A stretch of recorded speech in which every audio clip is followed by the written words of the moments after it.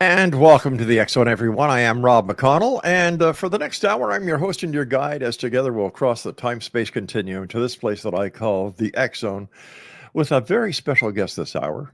He is a talk show host, he is a researcher, he is an author, and he also served with pride and dignity in the American military, and I thank him for his service every time he's on. And I'm talking about my good friend Kevin Randle. And today, Kevin and I are going to be talking about what was that snoring session we watched the other day on TV? The subcommittee of the basement committee of the janitor committee, or as I call them, the Three Stooges. I have no clue what we watched, but there certainly was nothing of interest there. I was surprised that David Grush, I thought, was going to be this smoking gun, the Fox Mulder of the intelligence community, and it seems that he wasn't as intelligent as I thought he was going to be, because he wanted transparency, and yet that's the one thing he would not give to the public was transparency. Hard questions or proof was that, well, I can't tell it in open session, but I can behind doors, or, since we're on a skiff. Well, what the hell was it all about, Kevin? Why did they even have it? I watched it because I wanted to hear what Grush had to say about his sources. Where did he get the information? Who did he talk to? We got none of that. It was the same thing that we've heard literally for months. Well, I talked to these people and they told me this. Some of them have direct knowledge, some of them don't. And I've said repeatedly, Don Schmidt, Tom Carey, and I talked to people who had direct knowledge. We named names. We provided sources. We told you how the information was gathered with Grush. We have none of that. We don't know anything about what he's heard. The only thing we know for certain is he mentioned 2 UFO crash retrievals in an earlier interview, one of them from 1933 in Italy, and the other was Roswell. It took me 2 hours to learn about the crash in Italy. And most Italian researchers believe it to be a hoax.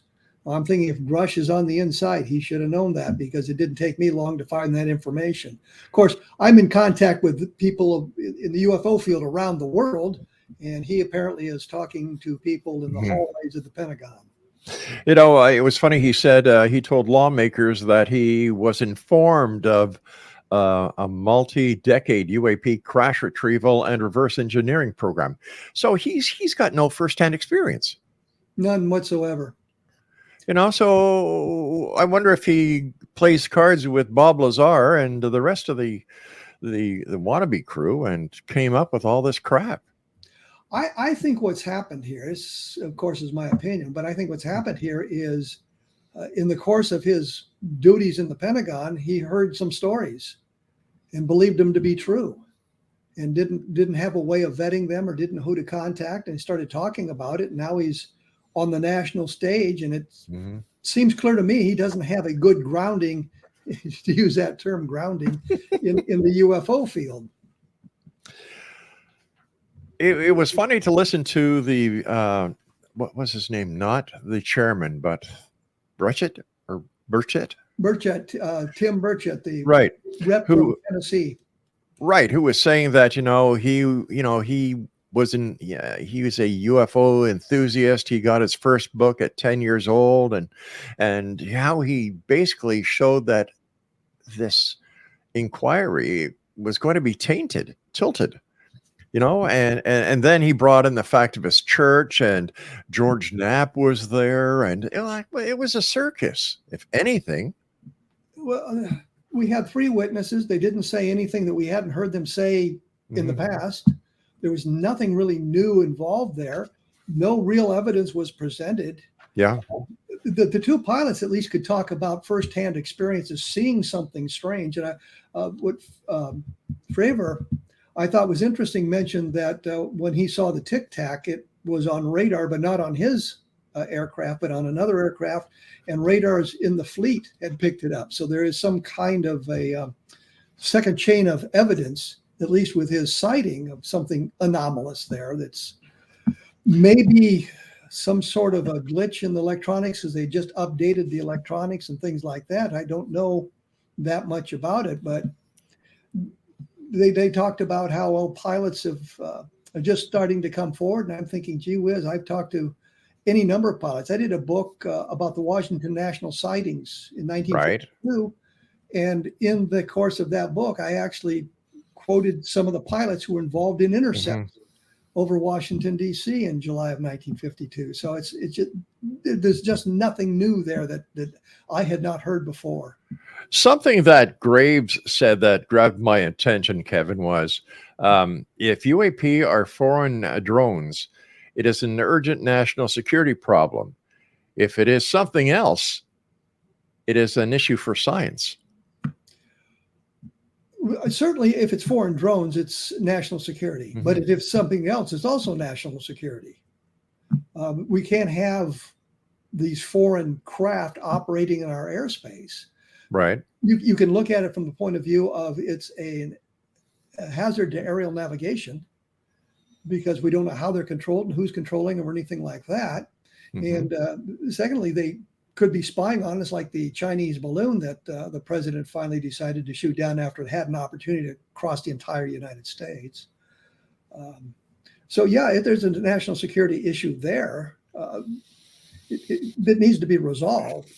But we've had that same national security issue since 1947 with people talking about UFOs and these things flying through our skies. So it's an imperative national security issue because they've been around for 75 years. It's just suddenly we now have congressional interest in it. Something else that what was his name? Fravor said that I found rather strange coming out of an aeronautics person who works in the defense industry when he said that, to his knowledge, there is no manned or unmanned craft that does not give off a heat signature that would not show up on FLIR. Now, am I correct in understanding that the F-117 stealth does not give off a heat signature as part of its stealthing capabilities? Yes, it does, but I think it's reduced. I think if you catch it in the right angle, there is a bit of a heat signature, but it's not the kind you would expect from an aircraft, a jet aircraft. It's a reduced heat signal. But yeah, there should be it should project an image on the FLIR, especially if it's traveling through colder air and it's putting out there's an exhaust, there's a heated exhaust, but it is dispersed quite a bit. It's reduced quite a bit. Now, I understand that the Tic Tac was going back to what year? 2004, 2002? Yeah, it was something that happened quite a while ago. Nearly 20 years, I think. So why is everybody putting so much focus and emphasis on the Tic Tac if that is so long ago, and that maybe the technology of today would be able to identify what the Tic Tac was compared to the technology that was available going back 20 years ago? I think the reason we're getting the interest in the Tic Tac is because we have the video that's basically unexplained at this time. The Pentagon may know what it is or may have identified it, and by doing so, they may, and announcing it, they may reveal national secret of some kind. A secret weapon is only secret as long as you never use it. Right. And I think if you've got a technology that's now identified the Tic Tac for whatever it might have been, if it has been identified, then revealing that technology may give the enemies, our competitors in the world, some kind of clue as to how we detect that thing. If you look at some of the pictures from World War II of the Navy vessels, and you'll see these big white spotches on the top of the ships on their masts, right, they'd taken out the photographs of the radar. So you couldn't see the radar dishes because they were afraid that would give some clues. In 1947, the size and shape of the atomic bomb was classified. Just the size and the shape was classified. So we look at these, the Pentagon looks at these things as a way of identifying stuff, but they're also afraid of giving clues about our capabilities in detection and identification. Something else that I found rather coincidental was that both the gimbal and the Tic Tac sighting were during training missions. Is it possible that this was part of a training exercise to see if they could actually detect whatever the gimbal and the Tic Tac were, and that they were actually part of the exercise unbeknownst to the participants? I think if they'd been unbeknownst to the participants at the time, they would have been identified during the debriefings at the end of the exercises. You guys didn't do this, and here's what we were doing, and you should have been able to spot that sort of thing. Mm-hmm. And even if they hadn't done it then, once the videos were released, then rather than creating this mystery about them, they would have solved it right there and says, here's what it is. It's kind of like the Roswell crash. They've offered no explanation for it. There's no terrestrial explanation for what fell at Roswell, as far as I'm concerned. Doesn't mean it was an alien spacecraft. It just there was no explanation. And I would have thought in 1995, when Colonel Weaver and the Air Force was investigating the Roswell case, had they come up with an explanation that would have been classified in 1947, they would have trotted out immediately and said, here's what it was. The balloon explanation didn't work because the flight they listed as a culprit had been canceled. The documentation shows that we never flew, so it was not a viable explanation. So you look at that from that point of view. If there was some kind of an explanation, you would have thought they would have trotted it out, especially after the videos had made the news media and everybody was talking about them. Strange times indeed. Listen, Kevin, you and I have got to take our first break. X Zone Nation, if you'd like to find out more about Kevin Randle and what he does, he has a show here on the X Zone Broadcast Network. Just go to xzbn.net, where you can find Kevin's shows, listen to them with our compliments. And if you'd like to join us here live on air, and you're trying to figure out how to do that, just go to xzbn.net. All the information is right there on the front page. And Kevin, your website is kevinrandle.blogspot.com, right? Absolutely. And there's an analysis of yesterday's briefing up there already. 2 words? Big yawn. Kevin Randle's my special guest. I'll be back on the other side as we continue here in the X Zone from our broadcast center and studios in St. Catharines, Ontario, Canada. Don't go away. And welcome back. This is the X Zone. I'm Rob McConnell. My special guest is my good friend, the one and only Kevin Randle, kevinrandle.blogspot.com. And Kevin, we let our listeners around the world know today that you are going to be on the show tonight, that we'd be doing this kind of special report on the Three Stooges. I mean on the... Big yawn. Yeah, hold on. I've just got to bring this up. There we go. How's that? U.S. House Oversight Panel I can't read behind there. Hearing on UFOs, national security, and of course we have Graves, Grush, and Fravor there. I asked them to send in some questions that they might have, and because of the time restraints, I can't read the entire 140 plus emails that were sent in, but I do have. We selected 10 at random. And let's go. Are you game for this, Kevin? Oh, let's have at it. All right. Let me see here. Okay, number 1 is Karen from Mississauga, Ontario. And her question is, how did you initially become interested in UFO investigations, Kevin? Have you ever had your own UFO experience or sighting? Oh, I don't know how many times I've answered this question. I always blame my mother, who had an interest in science fiction, which dealt with alien visitation, extraterrestrial civilizations, travel through space. And it's just a short step into the ufology of that with travel through space. But when I was a little tiny kid, she took me to see the movie Earth versus the Flying Saucers, and that kind of sparked it. Wow. The only thing that has ever happened that would be remotely considered a UFO sighting, I was still in high school, and a friend of mine were members of the Denver UFO Society, and we were in Castle Rock, Colorado at some big meeting there, and late at night over the campfire, we saw a light crossing the sky in a polar orbit, going across the sky, got directly overhead, flashed once, and then continued on. This was the mid 1960s, so there wasn't a lot of satellites up there, and there was nothing in a polar orbit at that time that we would have been able to see from where we were. So it was just a light crossing the sky. I have no explanation for it. Probably has a mundane terrestrial explanation, but that was my UFO sighting. But the interest was sparked by my mother's interest in flying saucer, or in science fiction, and the movie Earth versus the Flying Saucers. Oh, you're lucky, because my mother drove me to drinking, and at the age of 4, they told me drinking would be bad for me. So, oh, well, And there you you didn't go. listen. You're right, and I'll drink to that one as well. All right, this next question is from Monty in Seattle, Washington. Kevin, can you provide us with an overview of your most famous UFO investigation? Well, obviously it's Roswell, and do you have 4 or 5 hours to go into it? Don Schmidt contacted me from Center for UFO Studies, and they were going to reopen the Roswell investigation because nothing was going on in 1989 about it. And there were witnesses that had been sort of identified. There were other witnesses out there. And they needed somebody with a military background because many of the witnesses would be ex-military. They thought I could relate to them better.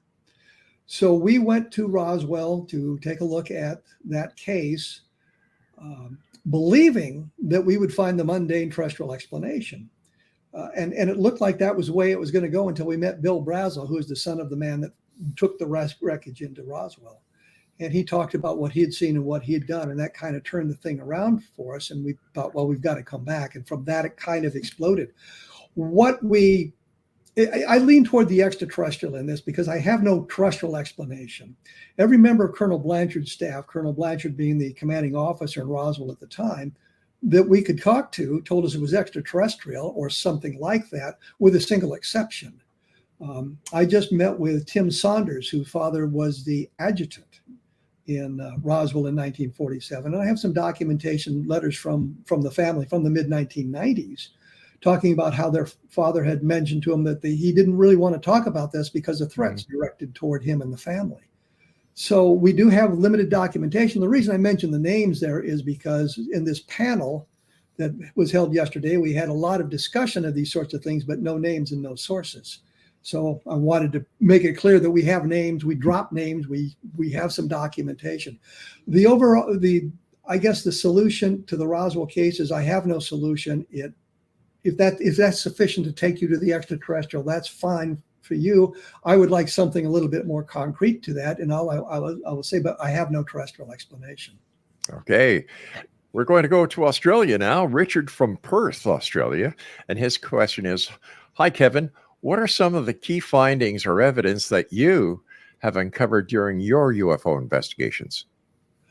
I think some of the best evidence is in talking to the witnesses from the Roswell case. I mean, there's a multitude of witnesses, many witnesses who handled debris or saw the craft or saw the bodies that we've been able to talk to over the years. Unfortunately, the firsthand witnesses, given the timing now, I don't think there's any of them left alive that saw this stuff, but we made videotapes. We have audio tapes so we can corroborate what we're reporting on that.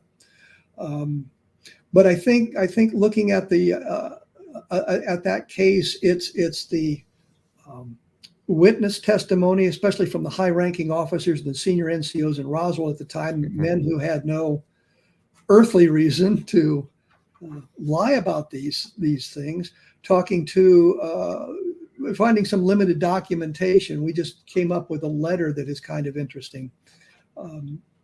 Edwin Easley, the provost marshal in Roswell in 1947. Provost marshal is the chief of police on the military base, and he was responsible for security on the base. And he had told me one of the times I talked to him that he couldn't talk about it, the really good stuff, because he had promised the president that he wouldn't. Well, everybody says, well, you think the president's going to talk to a major? And I'm thinking, well, I can think of a number of instances where presidents talk to majors, but I would also conjecture that he probably got the word from one of the many minions of the president. He promised somebody from the president's office he wouldn't talk. And we have a letter now signed by the Secret Service, dated not long after the event, that thanks him for his cooperation. So there's kind of a bit of indirect evidence for something very unusual happening in Roswell. And Easley told me at one point, I said to him, are we following the right path? And he said, what do you mean? And I said, well, we think it's extraterrestrial. And he says, well, let me put it this way. It's not the wrong path. And then he told family members, as he became terminally ill, told family members a little bit more about his experiences. So we do have some good information. And as I say, every member of Colonel Blanchard's staff that we talked to, with one exception, was pretty much it was really strange. It was extraterrestrial. We don't know what it was camp. All right, let's go to Yonkers, New York now, where Jeremy sent this email. Hi, Kevin. Can you discuss some of the books that you have authored on the topics of UFOs? Once again.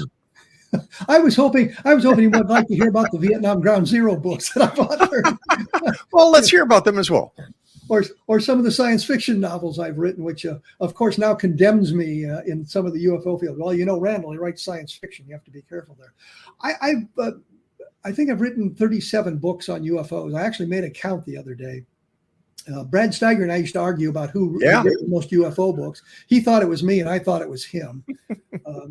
But I've done books that deal with specific sightings. I did a book on Socorro, New Mexico, which is the Lonnie Zamora sighting from 1964, where we saw the craft on the ground and the aliens outside it. And it's one of the very, very few cases in the Project Blue Book files in which the witness talked about seeing alien creatures, and it was not labeled as a psychological problem. It turns out, as you go through the evidence in that, there's other witnesses to things. So there's some corroborative detail. It's just not Lonnie Zamora saying the thing. Okay. I did a book on Level Land, which I think is an important sighting because literally dozens of people were involved. The craft was seen close to the ground. It stalled car engines. It knocked radios out. It dimmed headlights, left landing traces. Air Force officers were involved. The sheriff was involved. It's a very interesting case with a lot of witnesses and a lot of multiple chains of evidence and the craft interacting with the environment. Speaking about crashes and sightings like the one you just talked about, nobody talks about the Kecksburg incident anymore.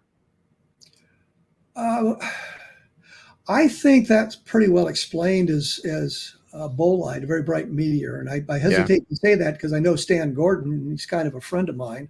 So I hesitate to mention that because he spent so much time investigating it. But I think the evidence leans in that direction. And I think that may be part of the problem with it. It seems like what about Shag Harbor? Because you had the Coast Guard, you had the RCMP, you had the Canadian Navy involved, and they found nothing. I don't think of that as a crash. I think that is a kind of a forced landing, an emergency landing type affair. But I mean, it went into the water. Mm-hmm. Apparently, was detected underwater by some of the vessels that responded, the military vessels that responded. Chris Stiles and Don Ledger have done a wonderful job of investigating that and gathering documentation for it. The Condon Committee, which was in session at the time, the Condon Committee being the University of Colorado study that was financed by the Air Force, and they made a phone call to Canada, and they said, well, just a couple of teenagers saw some light in the sky, and they said, well, we don't need to investigate, and yet we, as you mentioned, there was police officers involved and multiple witnesses. There's a photograph of the object in the sky and all kinds of things. And then, of course, the military response. Very interesting case. Nothing was retrieved, but I think that they dove into the ocean to repair their craft. And once they had it fixed, they took off. There you go. Another mystery solved here on the X Zone. Yes. Let me see here. Alistair from Laughlin, Nevada. His question is, hey, Kevin, in your opinion, Kevin, what goes on behind the secretive boundaries of Area 51? I think it's the development of the next generation of military aircraft. And it's and that's why it's super secret. Mm-hmm. You have to remember the SR-71, which is a fantastic airplane. Yeah.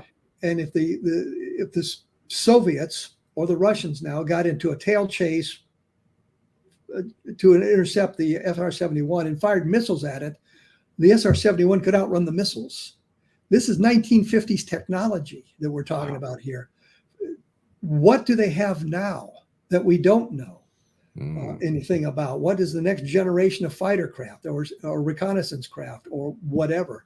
And I think that's what goes on in Area 51 is the development of that sort of technology, and that's why it's a secret. And you know what? We've had Thornton Barnes on, who was a contractor for the CIA that worked in Area 51, and he said exactly what you just said. He worked there on the Apollo mission, the lunar lander, and some aircraft that developed there, and that's why it's so top secret. So there you go. Yeah, I think that's wonderful. I think it's too bad that we all have sort of outed the place. Yeah. And so everybody knows where it is. And I wouldn't be surprised if they've moved some of the facilities away from Area 51 simply because it's now such an open secret. But I just saw nothing that suggests there was anything extraterrestrial or alien involved there. All right, Kevin, you and I have to take our break at the bottom of the hour, so please stand by. And Kevin Randle's website is Exonation, www.kevinrandle.blogspot.com. This is the X Zone. I'm Rob McConnell. Find out more about the X Zone at our website, www.xzoneradiotv.com. And we'll both be back after this message. Don't go away. Don't get abducted. Watch out for the men in black. Watch out for the Three Stooges. We'll be back. And we're back. You said the condom committee, right? And I got a message from one of our listeners who said condom committee. I guess that's because they like to play it safe. No, not condom. Condom. Well, we can always say the rubber bounces back, but that's for another show. Some of the top 10 historically significant whistleblowers are Edward Snowden. Remember, he exposed extensive global surveillance programs conducted by intelligence agencies such as the NSA, revealing the collection of personal data from millions of individuals. Let me see. Daniel Ellsberg, he leaked the Pentagon Papers in 1971. Chelsea Manning, formerly known as Bradley Manning, she leaked classified military and diplomatic documents to WikiLeaks. WikiLeaks. Well, you know where this show's going in a hurry. Yeah. Mark Felt. I didn't make that. That was just the next name that came up here. Mark Felt, also known as Deep Throat. I couldn't make this stuff up if I tried. Oh, yes, you could. Okay. As an FBI associate director, he anonymously shared information with investigative reporters during the Watergate scandal, during the Nixon administration, bringing Nixon down. Karen Silkwood, she was a nuclear plant employee who uncovered safety violations at the Kerr-McGee nuclear facility. Now, ultimately dying in a suspicious car accident after collecting the evidence. Sharon Watkins, she exposed the Enron scandal. Frank Serpico, a former New York police officer, Serpico blew the whistle on widespread corruption within the police department, leading to significant reforms. Then we have, let me see, Linda Tripp. She exposed President Bill Clinton's affair with Monica Lewinsky. And then Mark Felt, the FBI whistleblower. And now we have David Grush.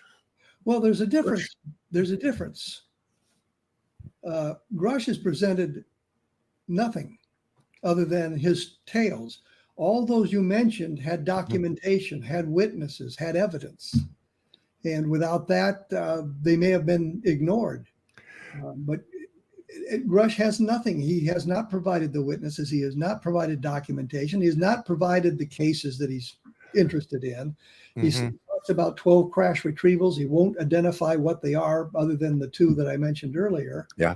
And so at this point, I have little confidence that what he's saying is true. Now that could turn around tomorrow when they come out and say, well, here are the people I talked to and here's what they said and here's some documentation to go with it. And at that point I say, well, yeah, he was right. He had the goods, but to this point we haven't seen the goods. And I think until we do see the goods, we have to be very skeptical of what he's saying.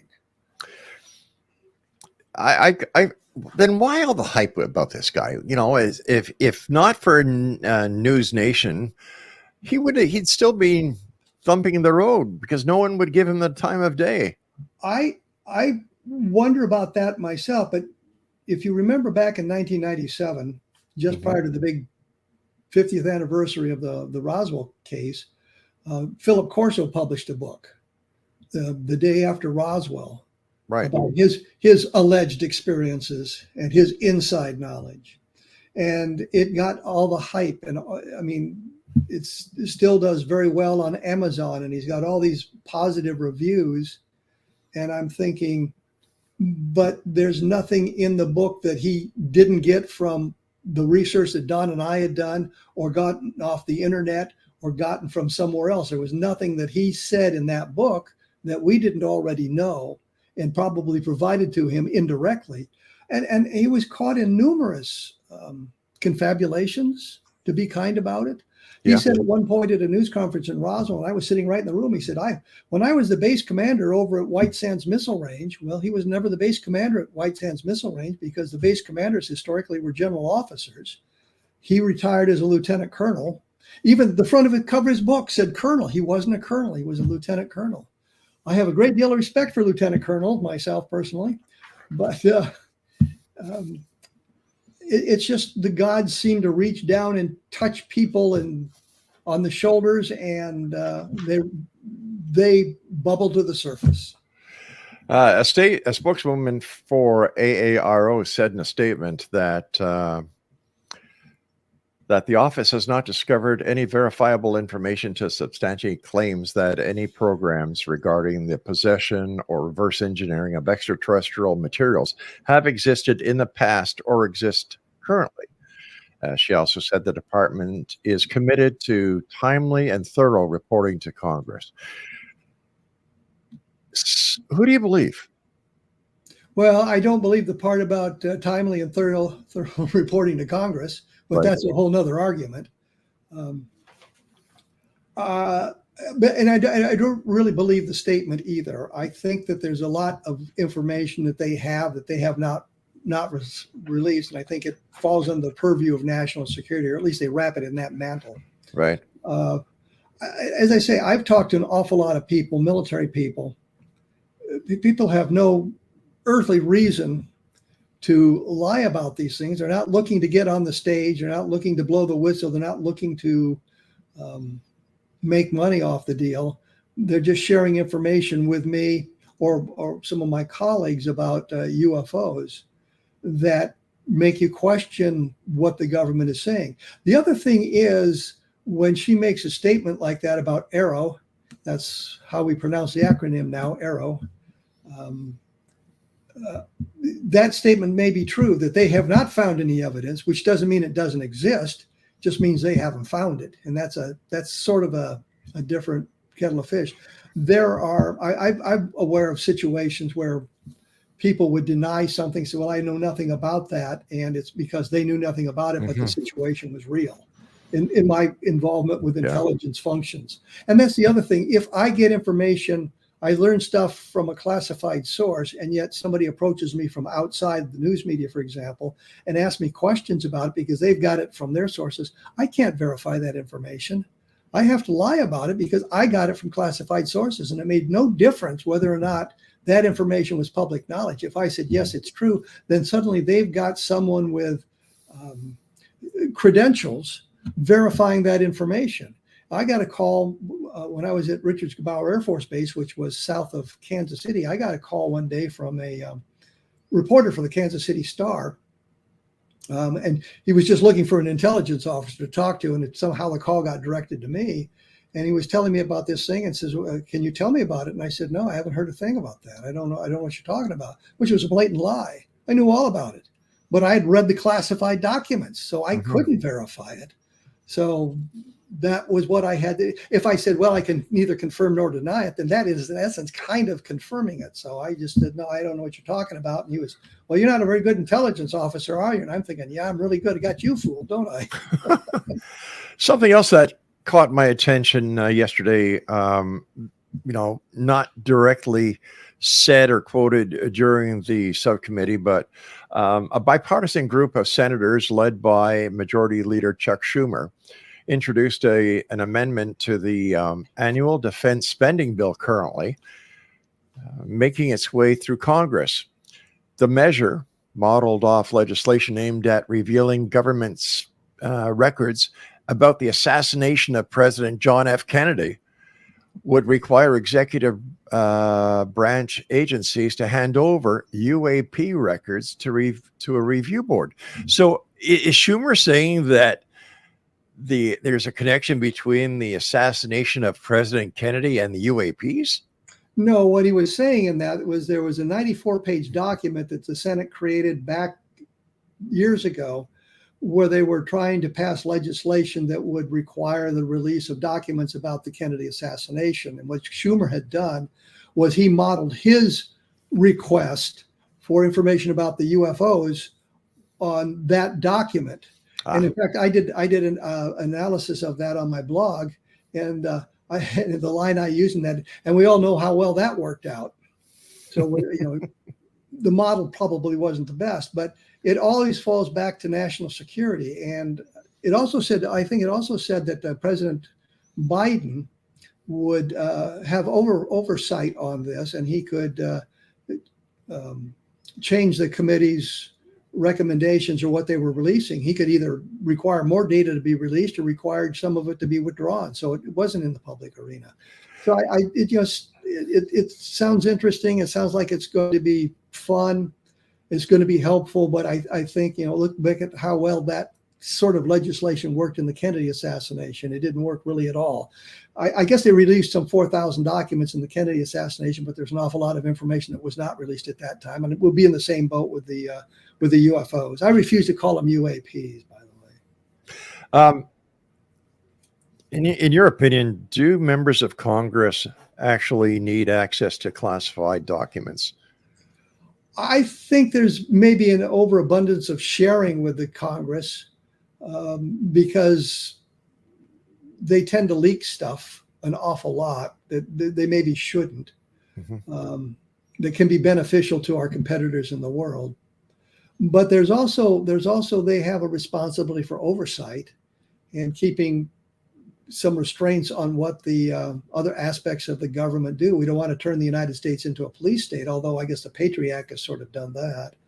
But we have to be careful. So yeah, they do have a responsibility to know what's going on, but I think there's certain programs that it might be better that they're not read into simply because of the national security implications. But I think that would be a very narrow group of projects and things. They control the budget. They have to pay for these things. And I think what was the last figure? There was $30 billion in black projects that nobody knows really what they're about. It's money just funneled into various organizations to do whatever they're doing and under the guise of national security.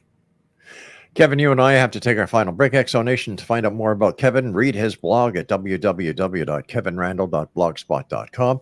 Visit our website at xzoneradiotv.com. And to listen to all the fine shows that we have on the X Zone Broadcast Network, visit xzbn.net. I'm Rob McConnell. We'll be back as we wrap up this hour here in the X Zone on the other side of the short break, so don't go away. Kevin Randle's my guest. kevinrandle.blogspot.com is his blogspot. And if you'd like to contact us here at the X Zone, it's xzoneradiotv.com. My personal email address, Mr. X at xzoneradiotv.com. All right, Kevin, let's get back to some of the questions that the listeners have sent in. We only have about 13 minutes left on the clock. Let's go. This is from Matt in Houston, Texas. Kevin, do any of your books present any unique theories or perspectives on the UFO phenomena? If so, in your opinions, are they from outer space or are they interdimensional? In some of my books, I do present some theories. I did a book 30 years ago called The October Scenario. And the sort of the thesis was that most of the UFO sightings we've been talking about didn't exist, but there was a period in 1973 where we had a very intense period of UFO sightings with them landing and abductions and all of that sort of thing. And that was really the only time we had real UFO sightings. Unfortunately, I don't think the theory works in today's environment.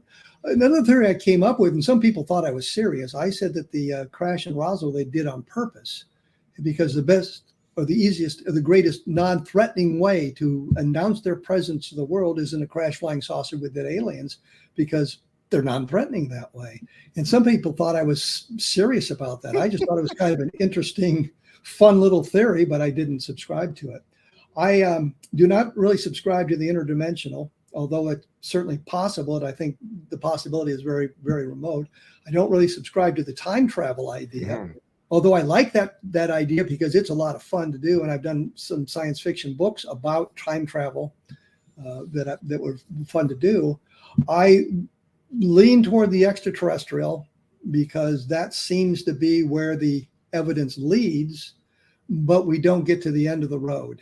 And that's the real bugaboo. We need something more than the eyewitness testimony. We've got some interesting photographs. We've got some electronic means of collecting data that provides some interesting data, that sort of thing. But we just don't have that final smoking gun about leading us to the extraterrestrial or a terrestrial explanation. I don't know of any terrestrial explanation that would explain the UFO sightings as they've been developed. Yeah, we can explain a lot of them as mundane stars and planets misidentified, or meteorological phenomena that's not understood, or things seen under unusual circumstances, which was what I did for my PhD dissertation, was the identification of ambiguous stimuli and how belief structure affected that. And if you believed in UFOs and you saw something you couldn't quite explain, then you looked at it as an alien craft, or if you were very religious, you might look at it as some kind of a spiritual manifestation. So we look at all that, but there is a core of information, a core of good sightings that simply have not been explained in a terrestrial terms. And that's kind of what I look at, but I want something more than that. Yesterday, during the congressional hearing, even David Grush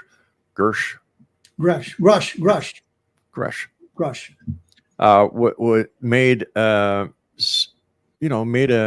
statement to the effect that these could in fact be extra dimensional or interdimensional. That theory is circulated through the UFO community for literally decades. There are those who believe that's the explanation for it, and that eliminates the bugaboo of interstellar travel and the speed of light being the limiting factor. If they're interdimensional, then they're right here already, and if they found a way of moving between our universe and their universe, or whatever, that eliminates that problem. So that's one. And as I say, I'm aware of it. I just don't subscribe to it as being the explanation. I think more a nuts and bolts situation and a more interstellar solution for that. All right, let's go to Quebec now. Sheila from St. Bruno, Quebec. Have you ever encountered skepticism or criticism regarding your UFO investigations or books? And if so, how do you handle it? Oh, all the time. All the time. I think that if you cannot defend your theory or your position, then you have failed in your task. But it's not really the skeptics, the debunkers that have bothered me. It's other members of the UFO community who have attacked me viciously.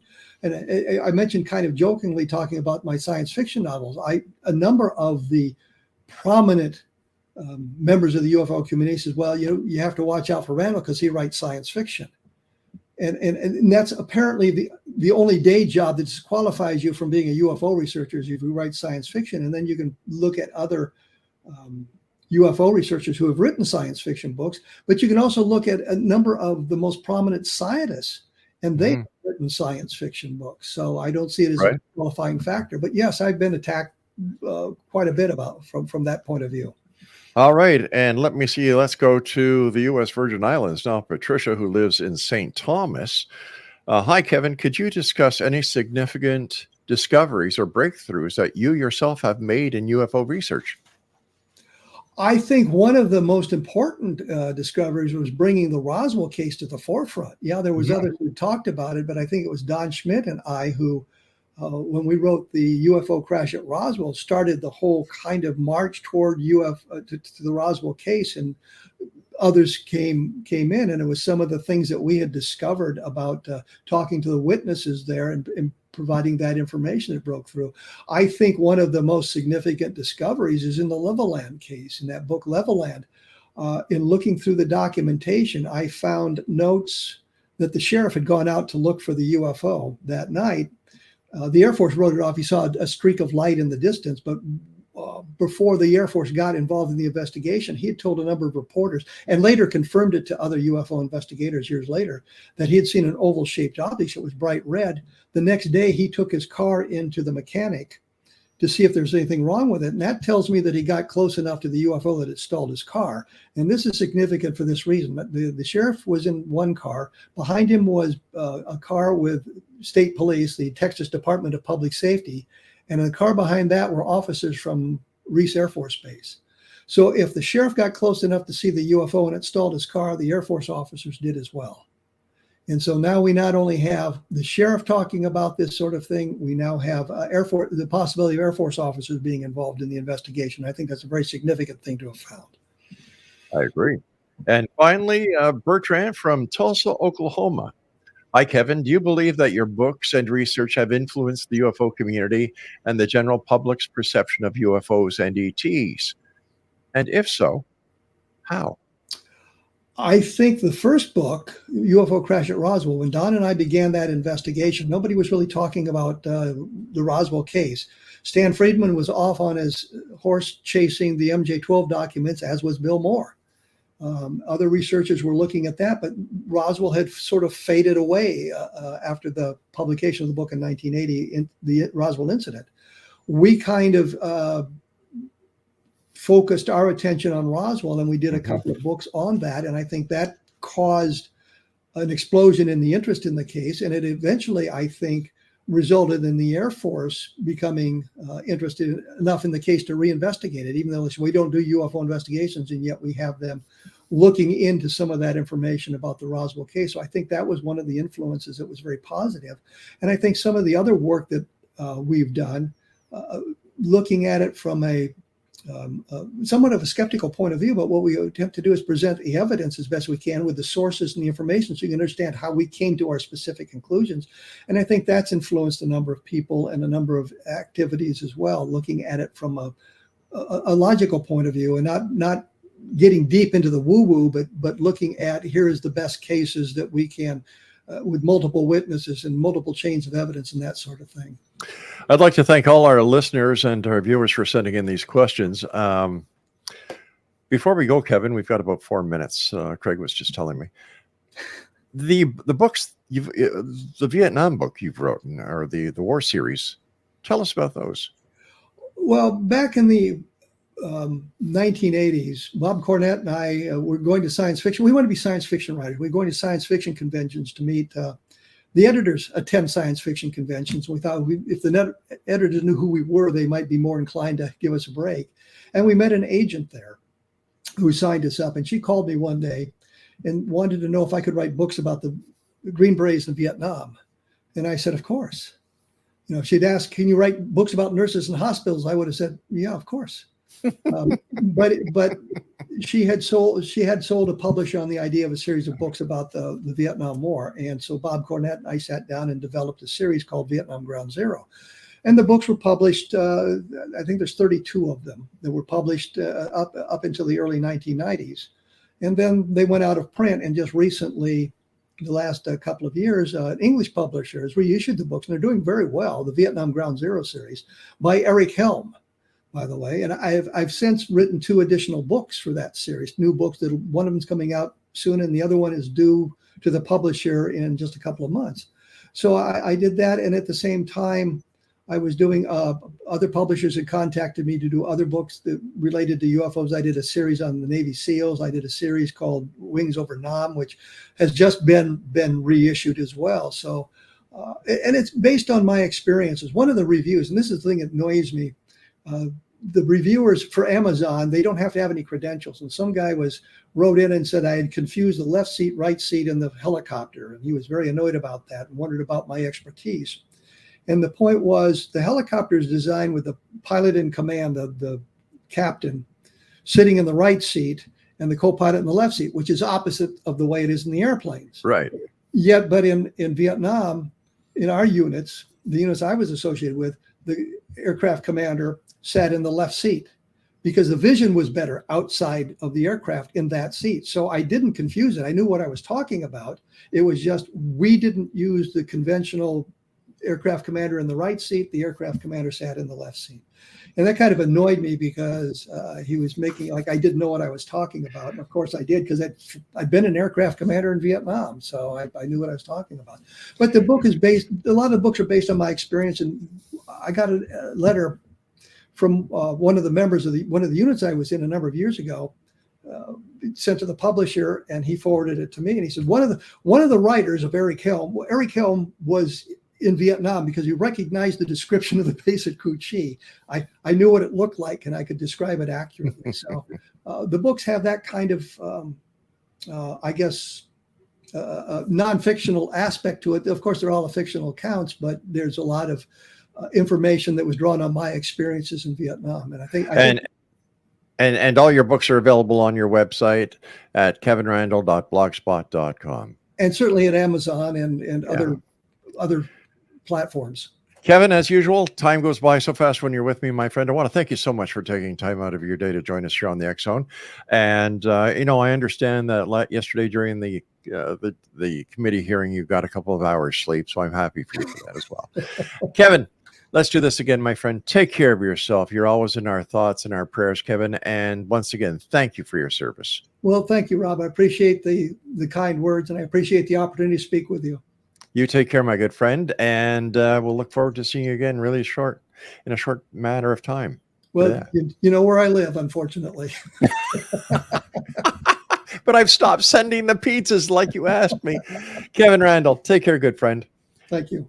All right, X Zone Nation will be back on the other side of this commercial break with the news as we continue investigating the paranormal, looking for answers to unsolvable problems, and wondering why I ever stopped delivering all those pizzas to Kevin Randle's house.